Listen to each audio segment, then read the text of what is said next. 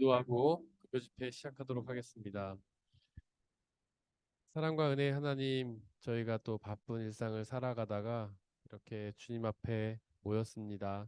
이 시간 저희가 마음과 뜻과 정성을 모아서 주님을 예배하게 하시고 주님의 말씀들에게 귀를 기울이게 하시고 우리 마음을 높여 찬양하게 하시고 하나님의 은혜를 귀하게 누리는 은혜의 시간 허락하여 줍소서. 우리 주 예수 그리스도의 이름으로 기도드렸습니다. 아멘. 우리 함께 찬양하겠습니다.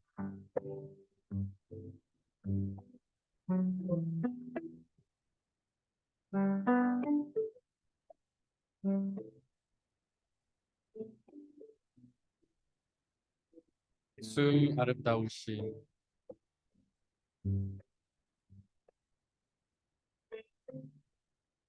예수 아름다우신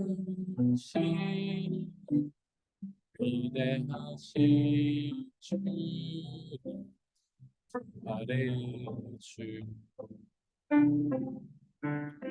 위대한 어둠과 공의 새벽별과 예구주 모든 하늘 찬양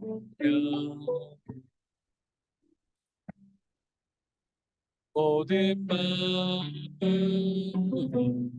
주 높으니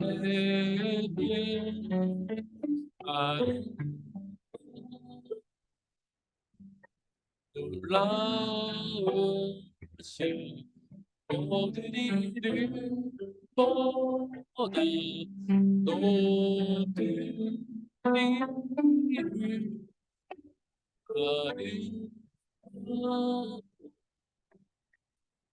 아름다우신 주의 이름 높으신 그 이름 예수 예수 아름다우신 예수 아름다우신 위대하신 주 아래의 주 위대한 거룩과 공의 새벽별 같은 나의 구주 모든 하늘 찬양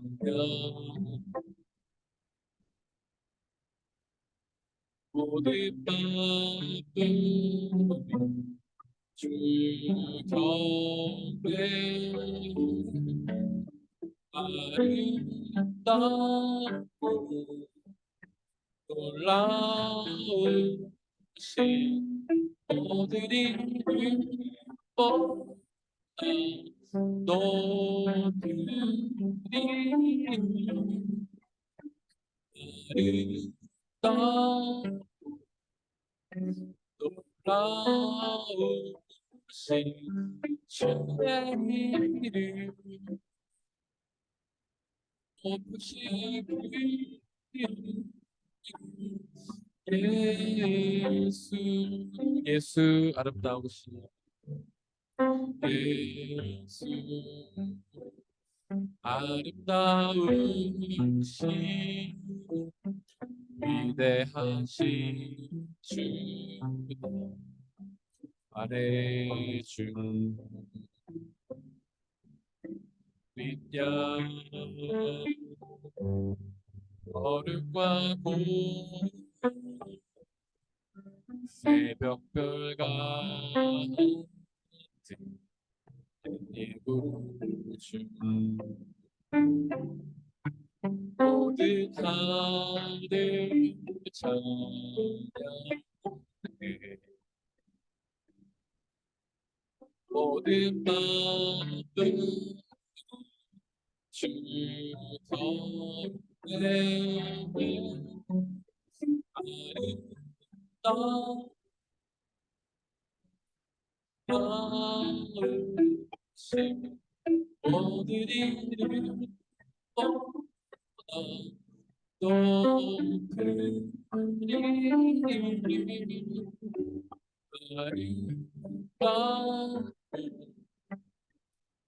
아름다우신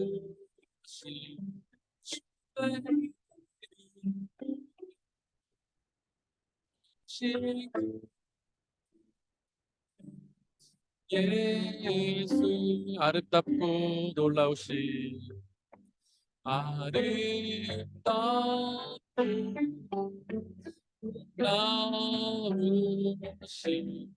모든 이를 보다 높으리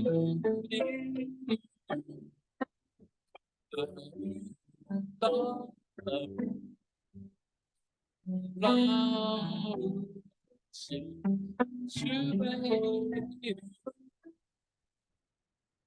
없이 그 예수 영원히 주 찬양해요. 영원히 주 찬양 주 사랑해 주 사랑해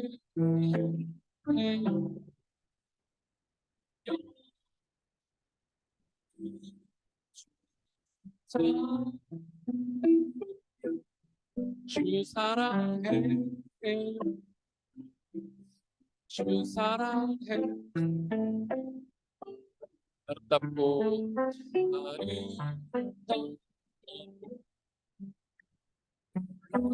아름다우신 모든 이를 보다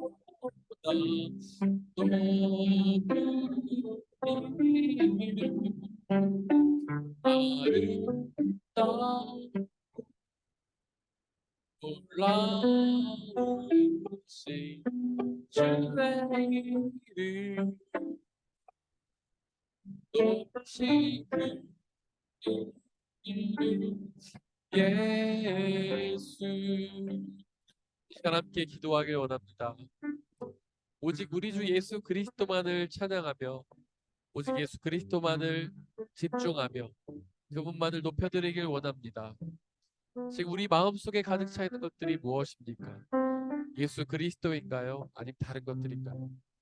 성경은 예수가 아닌 다른 것들을 사랑하는 것을 우상숭배의 죄라고 말합니다.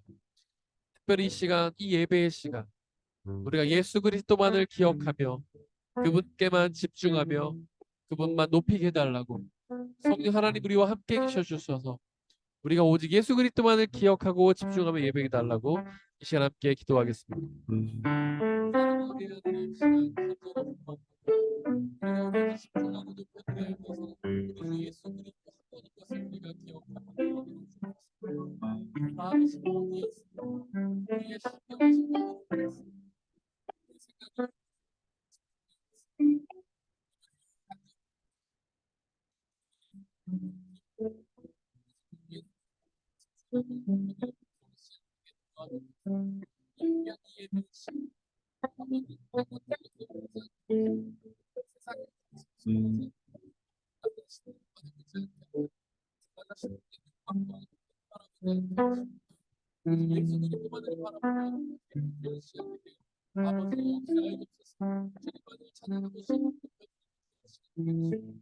우리를 구원하신 당신만을 기억하며 나갈 수 있는 귀한 시간이 아버지 역사해 주시고 성령 하나님과 함께 계셔주시고 오직 우리가 주님께만 집중하고 나가는 귀한 시간을 보낼 수 있게 아버지 하나님 역사해 주시고 또 성령 하나님 함께 계시고 오늘 예수 그리스도만 귀한 예배의 시간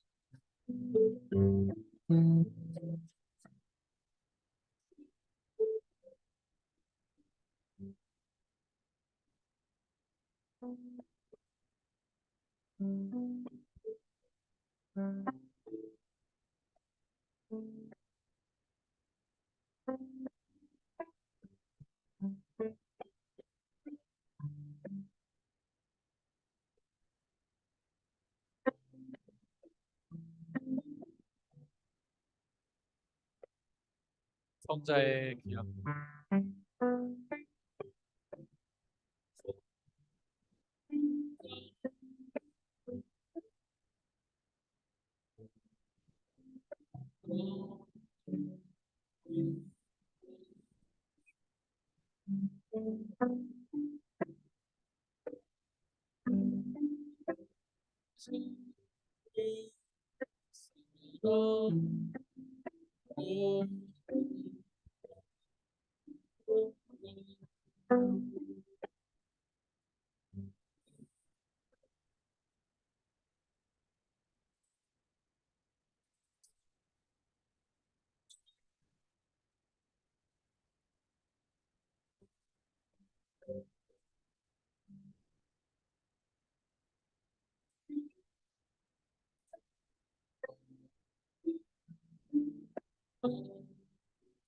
지금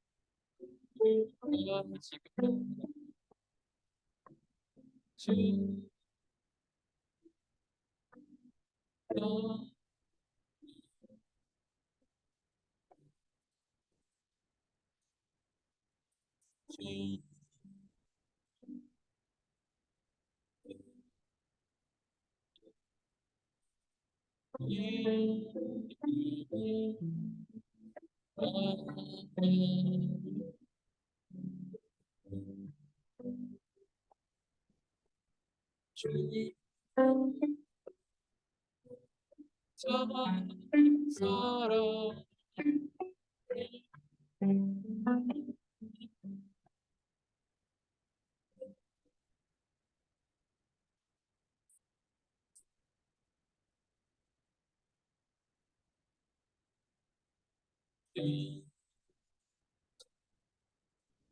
내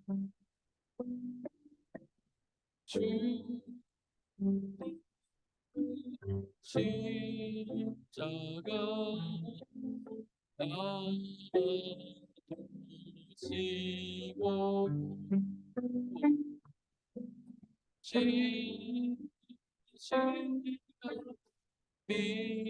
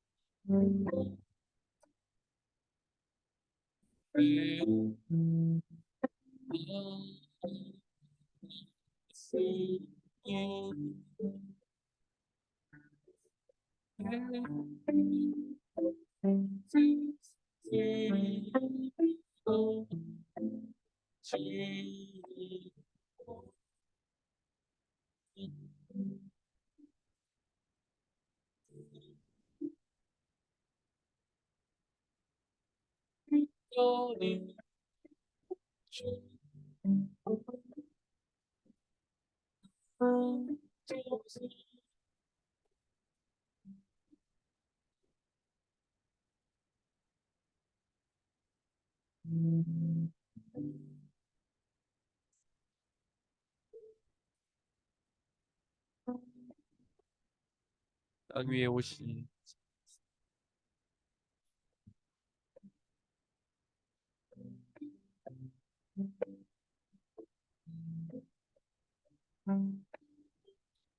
땅 위에 오신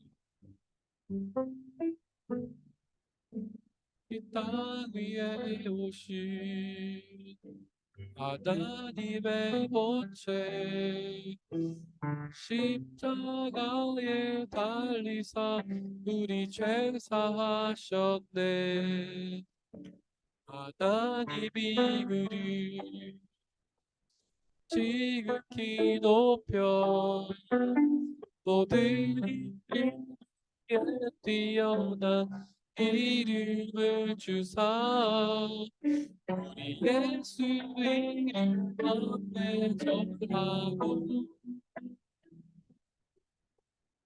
오늘 입이 주를 시해 광주의 오신 주를 버리라 선포해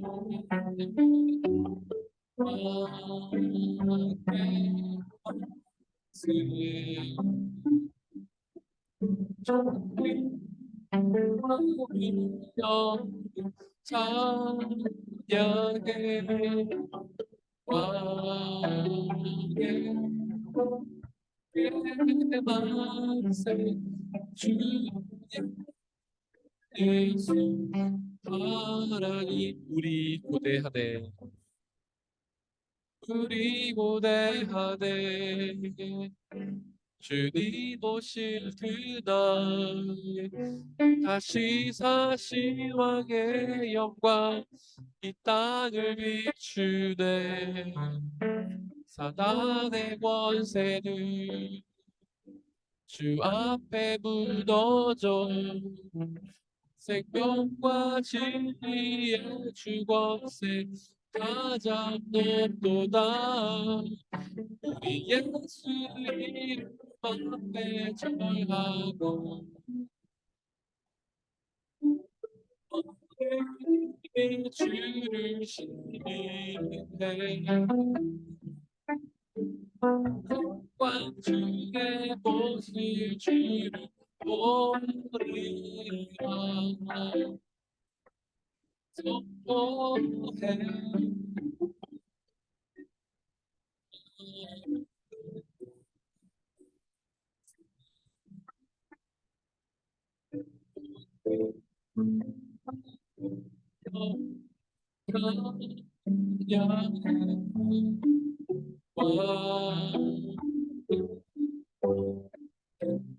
하나님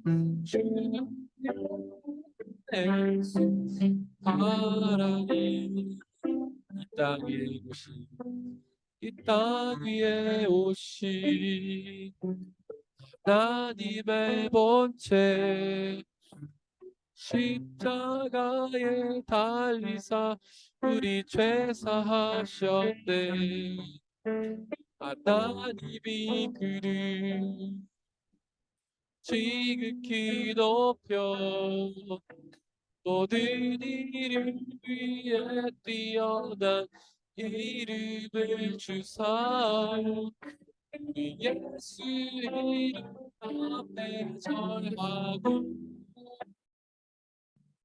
모든 이름이 주를 시해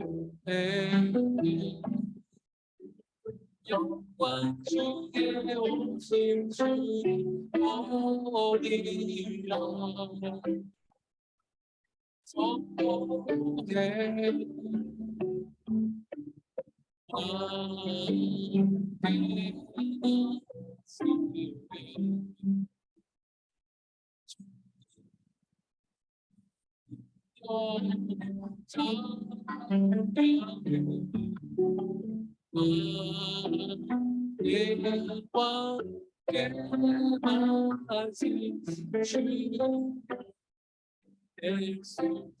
하나님 우리 고대하네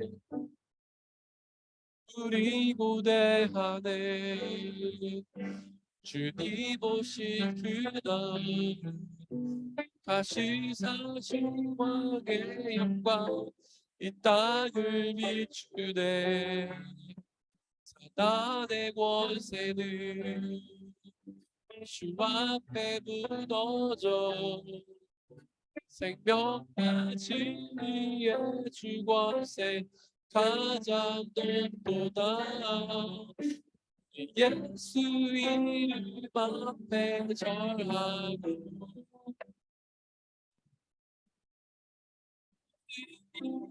주를 시네 광 중에 오신 주를 우리가 선포해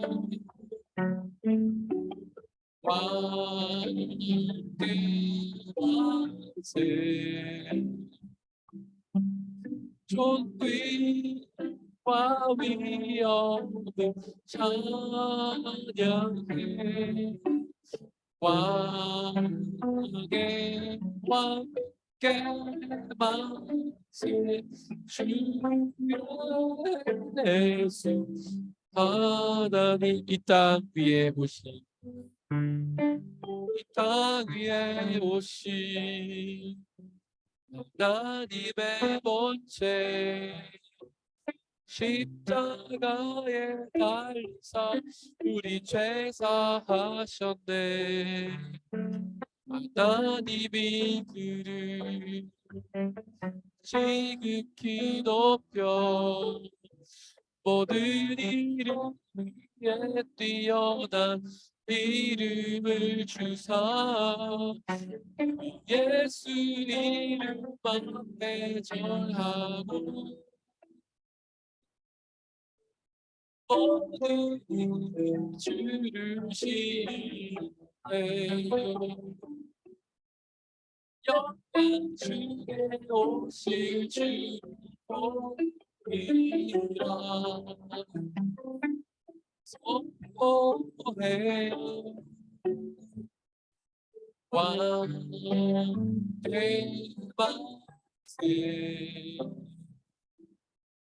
존귀 영은 찬양해 왕의 왕께 만세 주여 예수 우리 고대하네 우리 고대하네 주님 오실 그날 다시 사신 왕의 영광 이 땅을 비추네 땅의 권세는 주 앞에 무너져 생명과 진리의 주 권세 가장 높도다 우리 예수 이름 앞에 절하고 모든 힘을 주르시네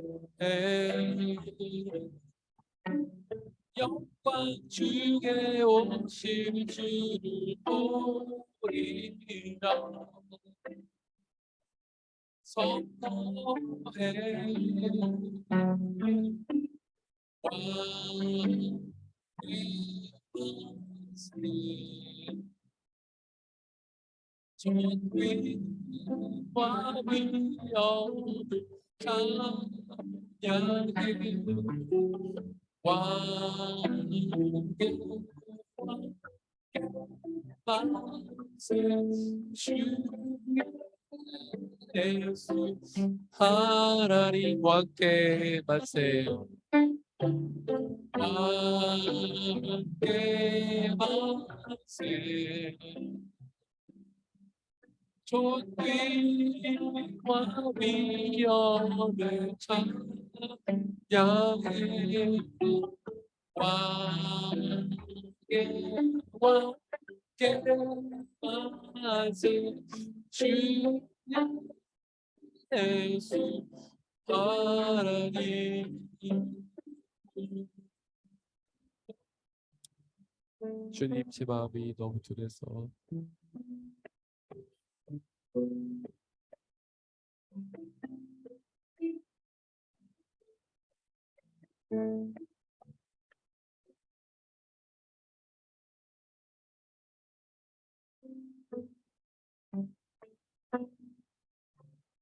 주님 제 마음이 너무 두려서 주님을 볼 수 없습니다. 이 땅에 속하여 이 땅만 보다가 주님 손을 놓쳤습니다. 나는 나 그대로 왔는데 왜 주저앉게 되었나. 나를 정직이인데 언제부터 내 삶의 주인이 되어버렸나.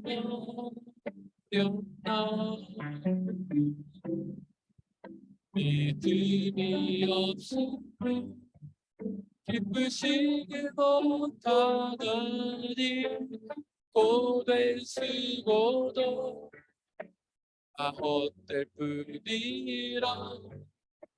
믿음이 없어서 무너진 삶의 자리에 다시 주님을 기다립니다.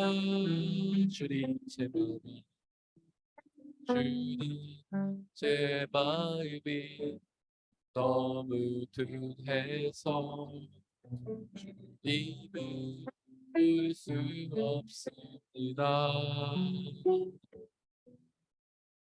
이 땅에서 가요 이 땅 보다가 주님 손을 놓쳤습니다.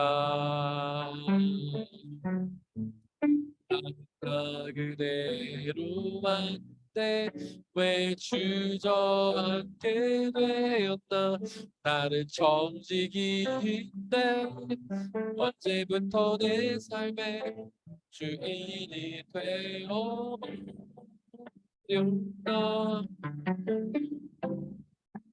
믿음이 없이 기쁘시게 못하다니 주를 찾는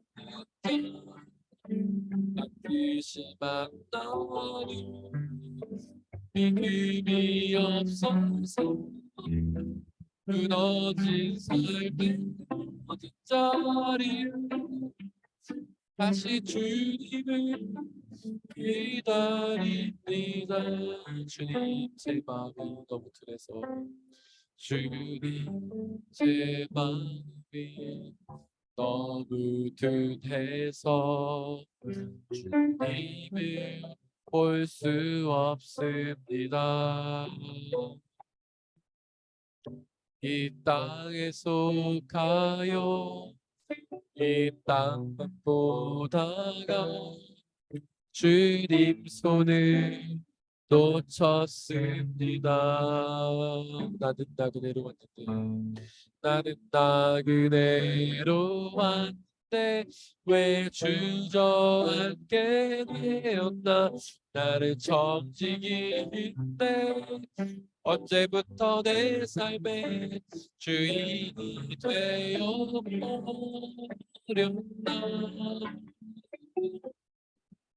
믿음이 없이 기쁘시게 못하나니 고된 쓰고도 헛될 뿐이라.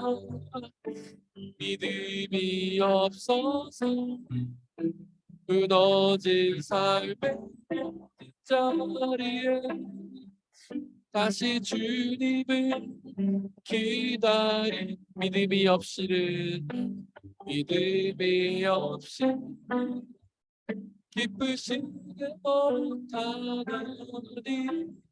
고된 쓰고도 헛될 뿐이라.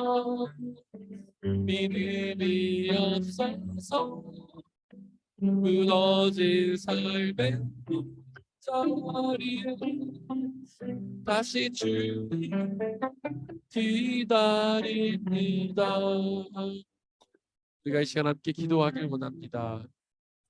우리가 험한 세상을 살아가면서 우리의 마음을 무엇으로 채우고 우리의 눈과 귀가 어디를 향해 있습니까?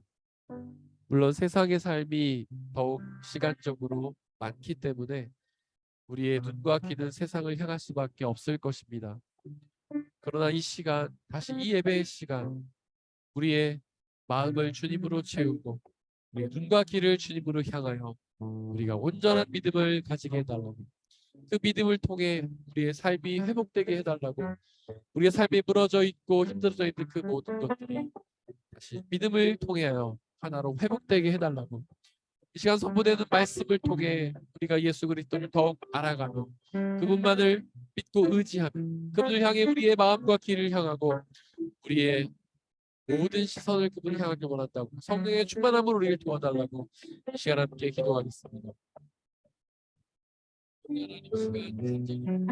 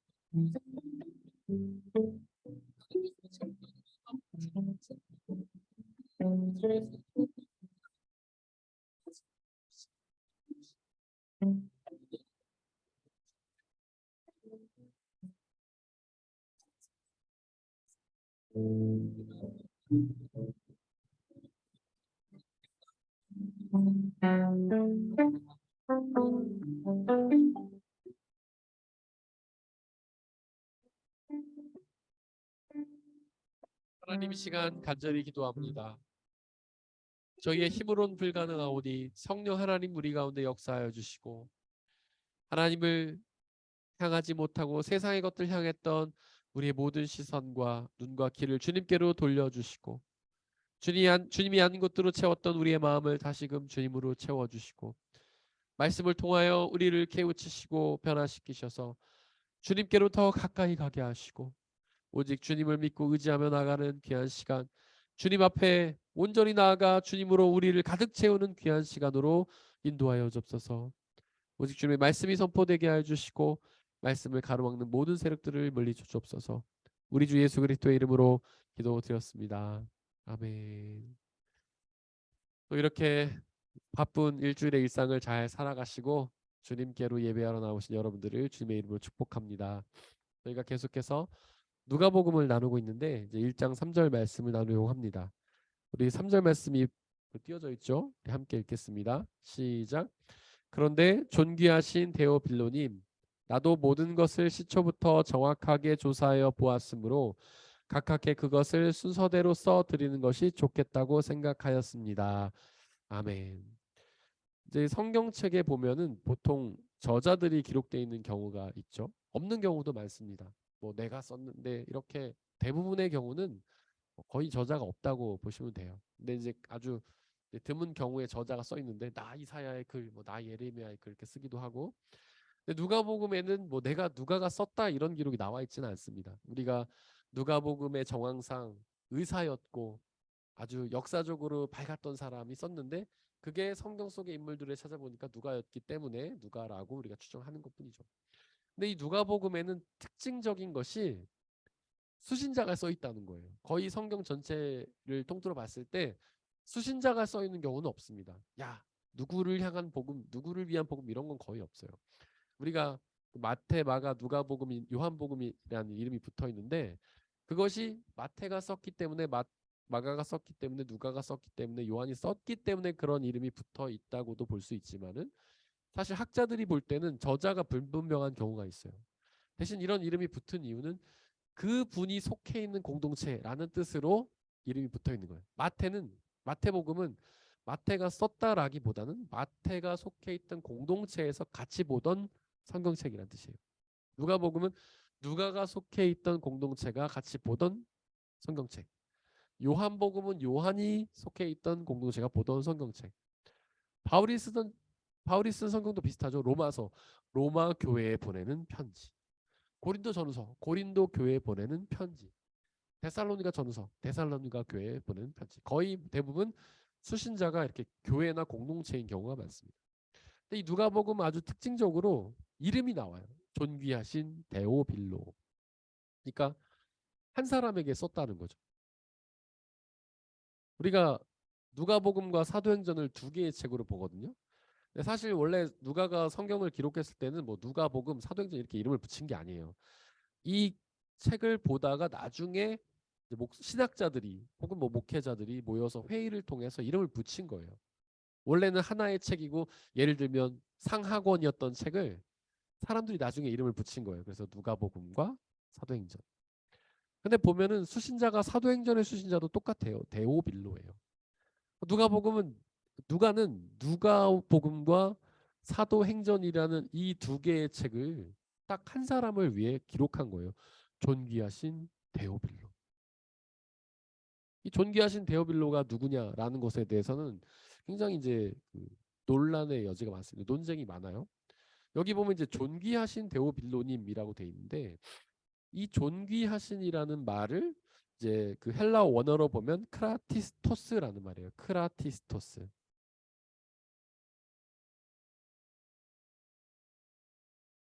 이게 마치 형용사인 것처럼 번역이 됐잖아요. 근데 이 존귀 크라티스토스라는 말은 존귀하시다 이런 뜻도 되지만은 사실 당시에 크라티스토스라는 말은 어떤 특정한 직책을 의미하는 말이었어요. 로마의 고급 관리, 총독급쯤 되는, 그러니까 로마의 전체의 그런 특별히 이제 군대에 어떤 속한 사람 중에서 굉장히 높은 지휘관, 군대나 혹은 정치적으로 굉장히 높은 지휘관을 지칭하는 말이 크라티스토스였어요. 그래서 개역 개정판 성경에는 이 단어를 가카라고 번역합니다. 가카. 사실 가카도 적절한 번역은 아닌데 그래도 조금 더 제 생각엔 낫게 번역을 한 것 같아요. 예를 들면 뭐 사단장, 군단장 이런 명칭이라고 볼 수 있어요. 크라티스토스. 그 존귀하신 데오빌로님, 크라티스토스 데오빌로 그러면 뭐 우리로 치자면 뭐 사단장 데오빌로님 이렇게 군단장 데오빌로님 그 정도로 이해할 수가 있을 것 같습니다. 근데 이제 뭐 잠깐 제가 성경 번역의 이야기하자면 성경 번역은 여러 번역본이 있죠. 개역 개정판도 있고 뭐 새 번역도 있고 공동 번역이라는 것도 있습니다. 그다음에 개역 한글판도 있죠. 우리가 옛날에 교회에서 많이 보던 성경은 개역 개정판입니다. 그러니까 개신교에서 성경을 거의 옛날에 우리가 부흥에서부터 부흥 1907년에 교회가 부흥하고 막 교회들이 성장할 때 제일 많이 보던 성경은 개역 한글판이에요. 그 다음에 이 개역 한글판을 보다 보면 굉장히 어려운 한자말도 많이 나오고 약간 말이 안 되는 것도 있어서 이걸 번역한 게 개역 개정판이에요. 근데 이 성경은 뭐냐면 KJV라는 영어 성경과 중국 성경을 같이 보면서 번역한 거예요. 그러니까 원어를 번역한 게 아니에요. 그래서 번역이라는 게 반역이라는 뜻도 있잖아요. 그 번역을 계속 반복할수록 그 의미가 약간 달라지거든요. 그래서 개역 개정판과 개역 한글판은 원어, 히브리어, 헬라어를 번역한 게 아니라 영어 번역과 중국어 번역을 참고해서 번역한 거기 때문에 KJV라는 거를 기본 베이스로 하고 중국 번역본을 참고해서 번역한 거기 때문에 번역이 약간 원어에서 먼 것들이 있어요. 그래서 이거를 새로 번역한 게 뭐냐면 표준세 번역과 공동 번역이에요. 표준세 번역은 원어에서 번역한 거예요. 이거는 개신교 신학자들이 번역한 거예요. 공동 번역은 공동 같이 번역했다는 뜻이죠. 누구랑 누가 같이 번역했냐면 가톨릭 교회와 개신교회가 같이 번역했어요. 제가 종종 이야기하지만 가톨릭 교회는 교리적으로는 개신교와 거의 비슷하다, 거의 똑같다고 말씀드렸죠. 그래서 가톨릭 신학자들과 개신교 신학자들이 서로 머리를 모아가지고 번역한 게 공동 번역이에요. 근데 많은 신학자들이 가장 좋은 번역이 뭐라고 얘기하냐면 공동 번역이라고 얘기해요. 번역이 너무 잘 됐어요. 그런데 우리가 공동 번역을 못 보는 이유가 뭐냐면 여기 나오는 어떤 이름이나 명칭이 원어에 되게 가깝게 번역이 돼 있어요. 예를 들면 마태가 마테오로 돼 있고 바울이 바울로로 돼 있고 누가가 루카로 돼 있고 이게 원어에 가까운 거거든요. 근데 이제 한국 신자들이 볼 때는 이게 너무 어색한 거예요. 되게 이상한 거예요. 그래서 한국 성도들이 개신교회 성도들이 그걸 보면 야 이거 가톨릭교회 성경 아니야? 다 이렇게 말을 해요. 그런데 그게 원래 원어에 가깝습니다. 근데 우리나라가 읽는 이름 뭐 누가라든지 마태 이거는 사실 한문 그러니까 중국어 번역을 갔다 온 거랑 원어의 발음에서 되게 멀어요. 근데 우리는 그게 어색한 거예요. 익숙하지가 않아요. 그래서 새 번역으로 번역할 때는 번역은 되게 잘했는데 이 이름들을 그냥 개역 한글판에서 쓰던 거를 그대로 가져왔어요. 그래서 이질감이 없어요, 우리한테는. 사실 번역은 공동 번역이 제일 잘했고 새 번역보다는 공동 번역이 잘 됐지만은 우리한테 너무 이질감이 들기 때문에 우리는 표준 새 번역을 보는 겁니다. 새 번역을 보는 거예요. 그런데 이 성경이 새 번역이 잘 돼 있어요. 번역이 잘 돼 있는데 가끔 몇 가지 단어들은 조금 이제 개역 한글판이 난 것도 있어요. 예를 들자면 각하, 존귀하신 이것들은 좀 더 각하가 난 거예요. 예를 들면 존귀하신 그러면 이게 우리가 어떤 명칭이라고 생각되기보다는 그냥 형용사 존중해주는 말 같잖아요.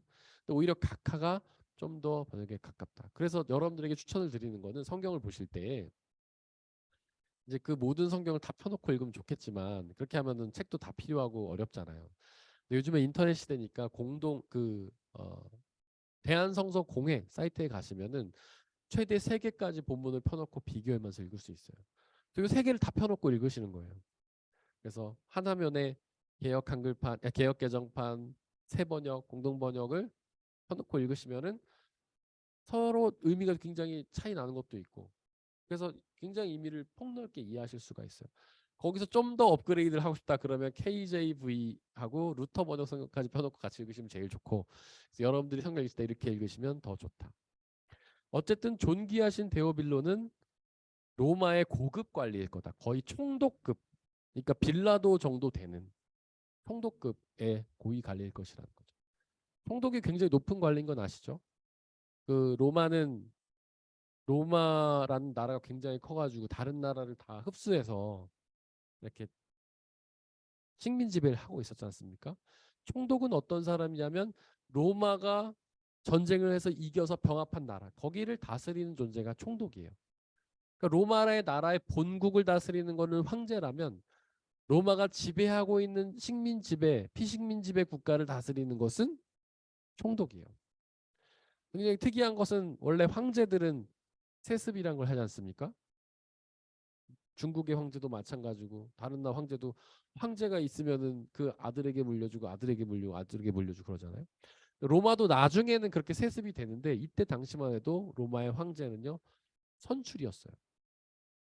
황제 후보들 중에서 황제를 선출해요. 누가 선출하냐면 바로 그 원로원이라고 해서 로마에 약간 나이가 있는 정치인들이 모여서 황제를 선출합니다. 그 황제의 후보가 누구냐? 바로 총독군들이에요. 총독군들. 총독이 여러 명 있을 거 아닙니까? 이 총독들 중에서 황제를 그러니까 총독 중에서 아주 특별한 업적을 쌓은 사람들, 대단한 업적을 쌓은 사람들을 추천해가지고 언론에서 투표를 해서 황제가 됩니다. 황제가 되기 위해서는 여러 가지를 해야 되는데 가장 중요한 것들이 뭐냐면 일단 자기가 군대를 가지고 나라를 침략해서 뺏어야 돼요. 그게 아주 1순위예요. 자기가 영토를 확장하는 총독들. 그게 굉장한 총독으로서의 그겁니다. 넷플릭스에 보면 로마 제국이라는 드라마가 있어요. 뭐 혹시 시간 되시면 한 번씩 보세요. 예수님 당시쯤에 황제들에 대한 이야기예요. 거기 2편인가가 아우구스투스 황제에 대해서 다뤘거든요. 그게 우리가 누가복음 1장에 보면 나오잖아요. 아우구스투스 황제 때 예수님이 태어나신 걸로 나오죠. 그때 이야기가 나와요. 근데 그때 이제 아우구스투스가 황제가 되는 이야기를 그 넷플릭스에서 쭉 나오는데 그 아우구스투스가 잘했던 게 뭐냐면 주변 그러니까 자기 군대를 끌고 주변의 나라들을 침략해가지고 거기를 이렇게 하나씩 하나씩 수복해서 로마의 영토로 만들어. 이렇게 하면은 최고죠. 또 하나 중요한 게 뭐냐면 자기가 수복한 그곳을 아주 안정적으로 다스려야 돼요. 거기에서 민란이 일어난다든가 뭐 데모가 일어난다든가 민중의 소요가 일어난다든가 이렇게 하면은 그 사람 마이너스 점수가 되는 거예요. 그래서 예수님 시대에는 총독이 빌라도였잖아요. 이스라엘의 총독 빌라도.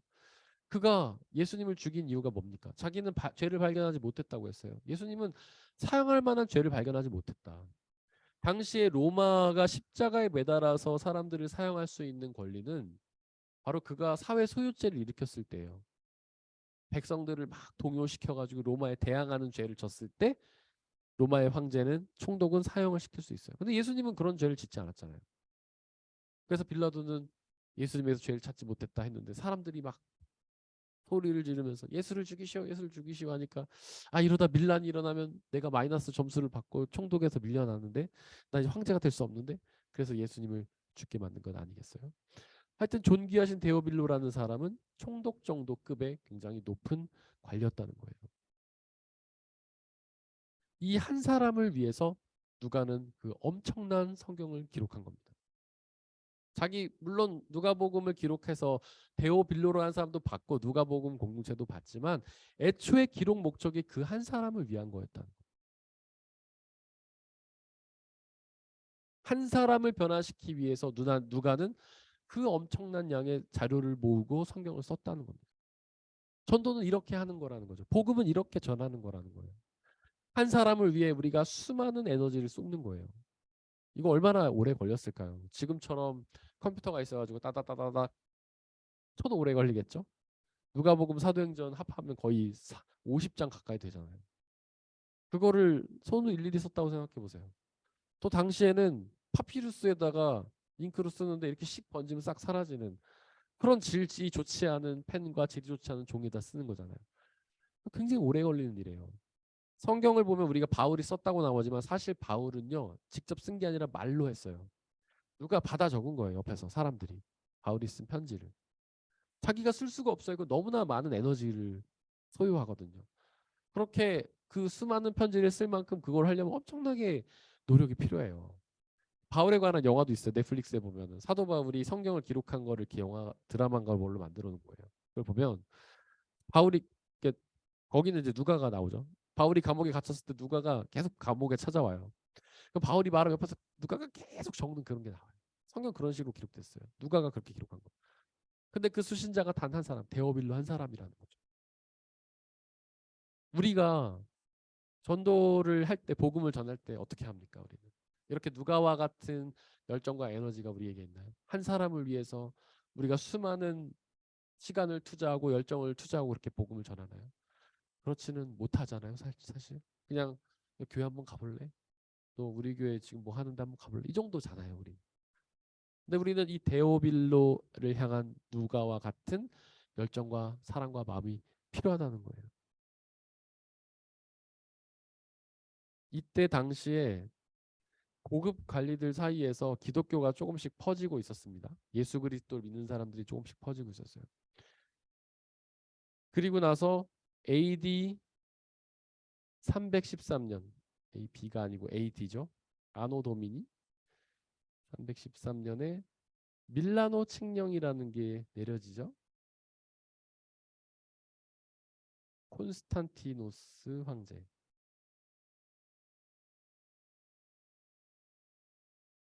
이 내용이 뭡니까?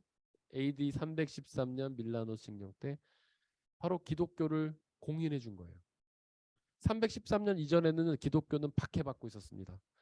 250년 동안 로마에서 기독교는 박해받고 있었어요.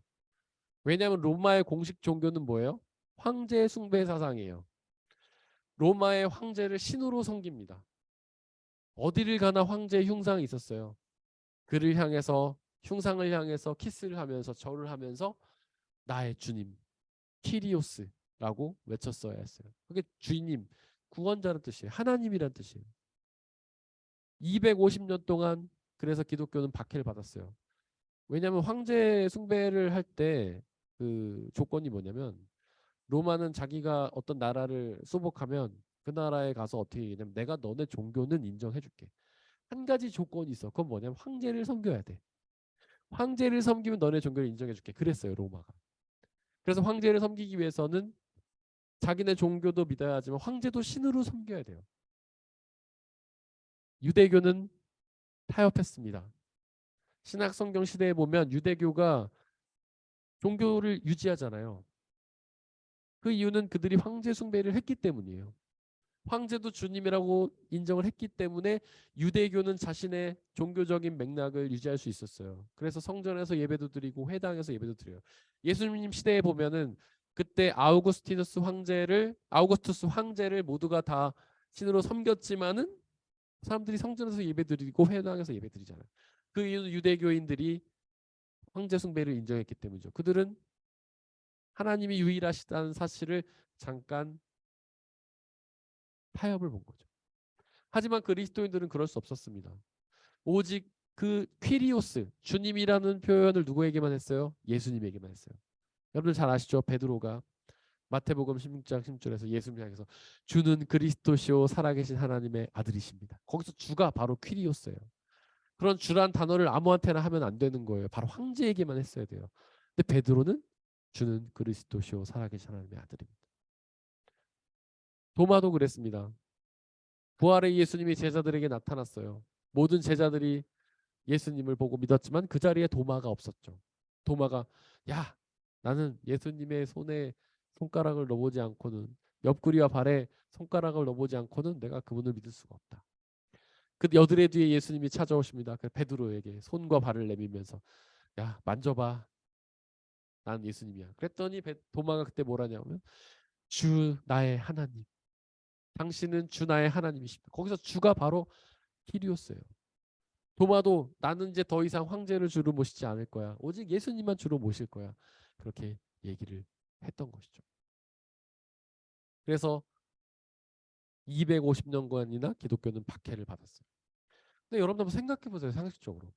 기독교는 250년간이나 박해를 받았어요. 그런데 어느 날 갑자기 313년에 그것도 황제가 딱하니 나타나가지고 야 이제부터 기독교를 인정해 줄게 한다는 게 상식적으로 맞을까요? 박해를 받았다면 그들이 얼마나 힘들게 신앙생활을 했겠어요. 로마에 가면 콜로세움이라는 게 있지 않습니까?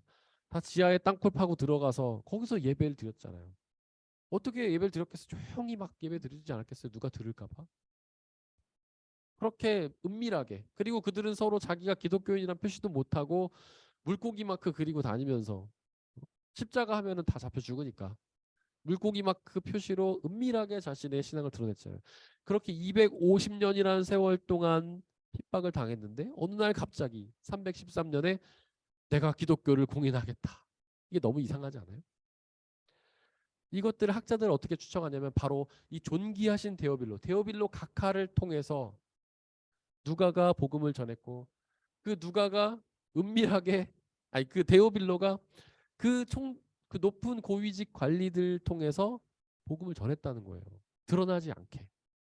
그래서 로마의 관리들 사이에서 복음이 전해지고 정해지고 나중에 황제까지 그 기독교 복음을 접하게 되고 황제가 예수 그리스도를 믿게 되고 바로 공인을 했다는 거죠. 그 콘스탄티누스 황제가 밀라노 칙령 내리면서 기독교를 공인한 이야기도 그렇잖아요. 자기가 전쟁에 나가려고 하는데 전날 험한 꿈을 꿨다는 거 아니에요? 자기가 죽을 것 같은. 그런데 십자가를 붙잡고 십자가를 이제 꿈에서 봤나 그래요. 그래서 저를 살려주시면 제가 기독교를 믿겠습니다. 그런데 그 전쟁에서 살았다는 거 아닙니까? 그래갖고 그 이 콘스탄티누스 황제가 전쟁이 끝나고 나서 기독교를 공인을 선포했다는 거 아니에요? 근데 그가 이 복음을 전해 듣지 못했다면 그런 꿈을 꿨을까요? 그가 복음을 전해 듣지 못했다면 그렇게 공인한 일이 있었을까요? 바로 그가 복음을 들었기 때문에 가능한 거였다는 거죠. 근데 그게 누굴 통해 전해졌는가? 바로 누가가 총독쯤 되는 데오빌로에게 복음을 전하고 데오빌로가 알게 모르게 자기와 비슷한 급에 있는 지도자들 통해서 복음을 전하고 그것이 어떻게든 전해져서 총독에게까지 전해져서 복음을 전하게 되었다. 학자들은 그렇게 추정합니다.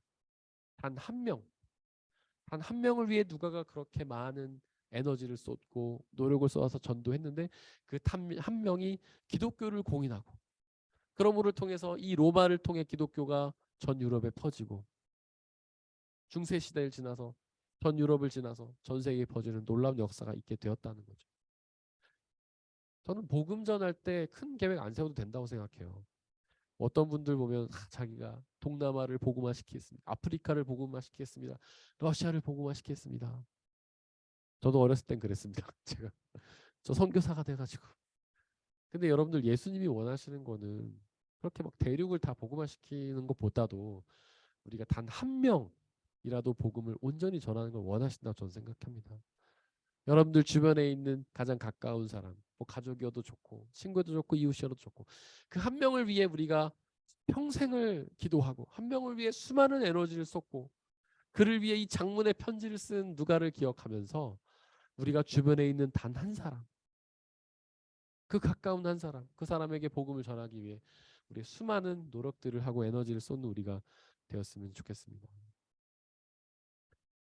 그 당시에 그 기독교가 로마의 국교로 인정될 때 로마의 기독교인이 대략 10% 정도 됐을 거라고 학자들이 추정합니다.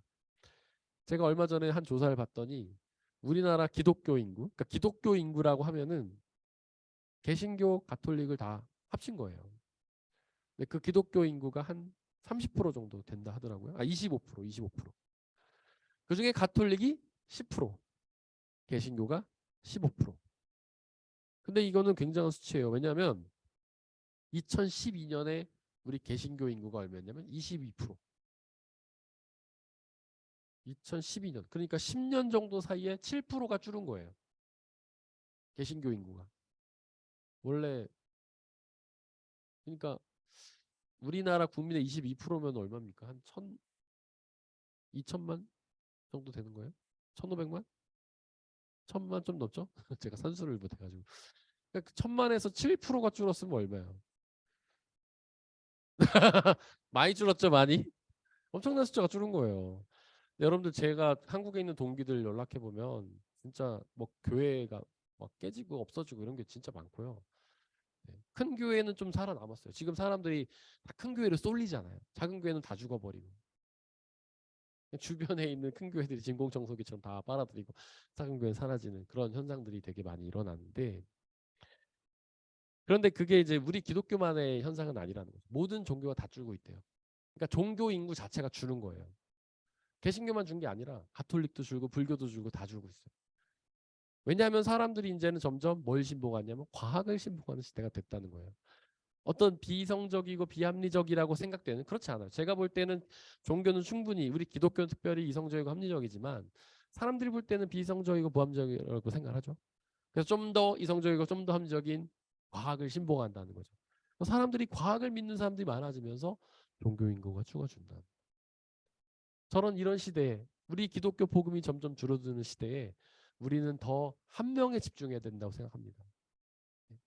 우리가 주변에 있는 한 명, 한 명을 떠올리면서 그 영혼을 위해 내가 정말 나의 사랑과 노력과 애정을 통해서 복음을 전해야겠다. 그렇게 다짐하고 헌신한 우리가 되었으면 좋겠습니다. 이 시간 함께 찬양하면서 기도하겠습니다.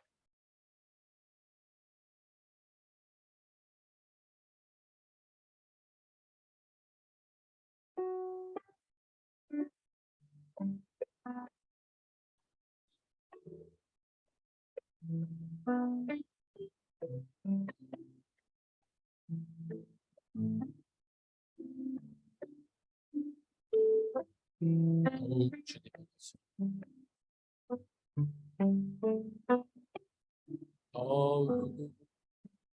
주님을 알수록 더 사랑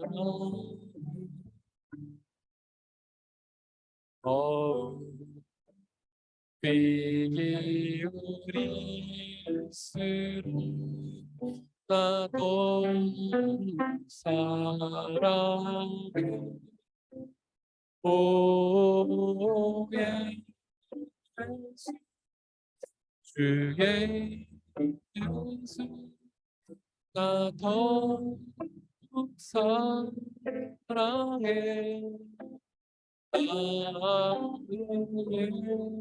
예수 주의 예수 나도 사랑해 나의 주 더욱 주님을 가슴으로 더욱 주님을 갈수록 나도 사랑해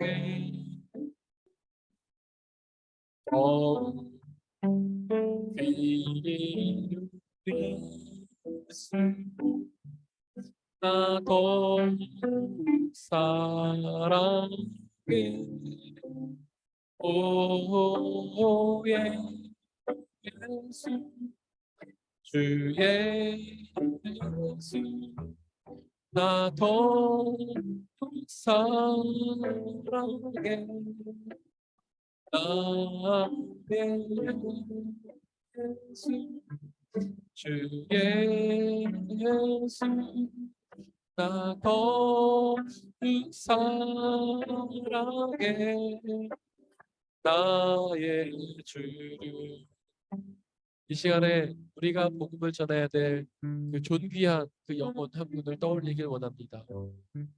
존귀한 각하 데오빌로를 위해 성경을 기록하며 수많은 노력을 했던 이 엄청난 양의 성경책을 기록하며 한 명의 영혼에게 복음을 전하려 했던 누가의 마음을 기억하면서 우리도 주변에 우리가 사랑하는 그 한 명을 위해서 우리가 평생의 수많은 시간들과 노력과 에너지를 쏟아 그 영혼에게 복음을 전해야겠다고 다짐하며 기도하는 우리가 되길 원합니다. 누가는 그렇게 데오빌로에게 전하기 위해 예수 그리스도에 대해서 엄청나게 많은 연구를 했습니다. 수많은 자료들을 수집하였습니다. 그렇게 알아야만 주님을 전할 수 있기 때문입니다. 또한 우리도 예수 그리스도에 대해서 알려고 노력하고 많이 배워서 우리의 이웃들에게 예수 그리스도에 대해 더 정확하게 전하게 되었습니다. 그들이 변화되어 예수 그리스도의 제자가 되고 그들이 또한 그 복음을 이웃들에 전하는 놀라운 역사 있게 달라고 이 시간 함께 기도하겠습니다.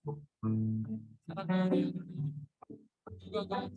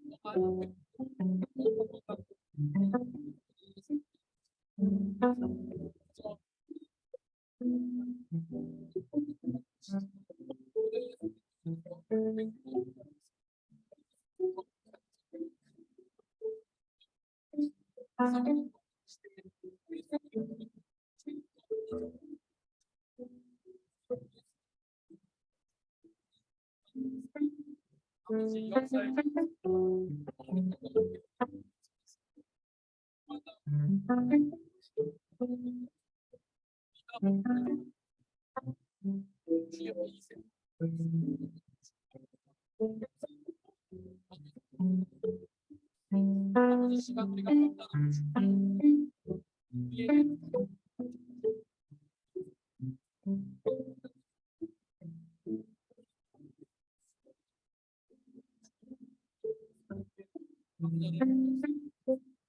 힘으로 주님을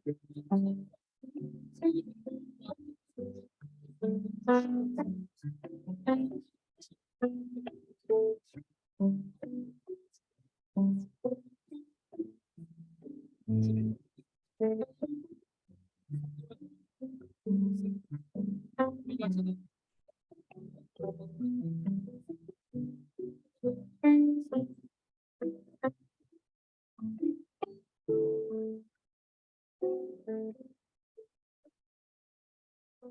하나님이 선하게 창조하신 이 모든 우주가 인간의 이기적인 욕망으로 인해 아파하고 있습니다. 철학자 하이데거가 얘기했던 것처럼 유발 하라리가 얘기했던 것처럼 인간은 자신의 욕망을 채우기 위해 이 지구를 닥달하고 힘들게 만들고 있습니다. 주여 우리의 이기적인 욕망과 우리의 더럽고 추악한 죄악 때문에 주님이 지으신 이 세계가 아파하고 있사오니 주여 간절히 소망하오니 인간이 더 이상 그런 이기적인 욕망들을 내려놓고 그런 모든 죄악들을 회개하고 주님 앞으로 도와와서 이 죽어가는 이 세계를 다시금 창조의 그 모습 그대로 회복시키는 놀라운 역사가 있기를 하나님 이 시간 함께 기도하길 원합니다. 함께 기도하기를 원하고 개인적으로 들고 나오신 기도 제목 들고 함께 자유롭게 기도하고 돌아가겠습니다.